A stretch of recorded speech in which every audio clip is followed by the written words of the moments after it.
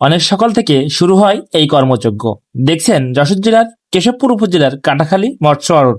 এখানে স্থানীয় নদী, বিল এবং খালের মাছ আসে। সকাল 6টা থেকে এই কর্মযজ্ঞ শুরু হয়। এখানে দূর দূরান্ত থেকে আসে ক্রেতা ও বিক্রেতা। সকাল 6টা থেকে শুরু হওয়া এই হাটে বোয়াল, দেশি মাগুর, ট্যাংরা, কই, বোয়াল সহ ইত্যাদি দেশীয় জাতের মাছ পাওয়া যায়। আমি এই কাটাখালী মৎস্য আড়তের একজন ব্যাপারী। আমরা এখানে মাছ কেনা বেচা করি। এখানে মাছের দামটাও অনেক ভালো এবং খুব সুন্দর পরিবেশে আমাদের এখানে মাছ কেনা বেচা চলে। কি কি মাছ ওটা? দেশীয় মাছ? এখানে দেশীয় মাছ পাওয়া যায়, যেমন আপনার কই মাছ, শিং মাছ, টাকি মাছ, শোল মাছ, এগুলো চিংড়ি মাছ গুলো ভালো পাওয়া যায়। সকাল 6টা থেকে আড়তটা শুরু হয় 10টা পর্যন্ত।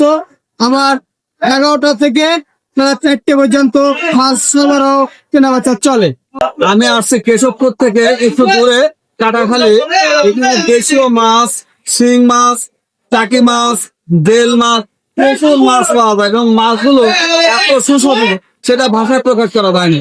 আমাদের এই বিবির মাছ অল্প আসতেছে এবং বিভিন্ন এলাকার কাছে ব্যাপারে একটু কমে আছে, একটু দাম বেশি, এই জন্য মানুষ সাধারণ কিনার বাইরে মাছ।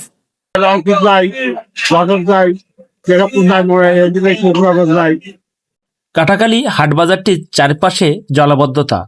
ক্রেতা এবং বিক্রেতা উভয়ের দাবি এই জলাবদ্ধতা নিরসন করে স্থায়ী সমাধান হলে বাজারটি আরও প্রাণবন্ত হবে।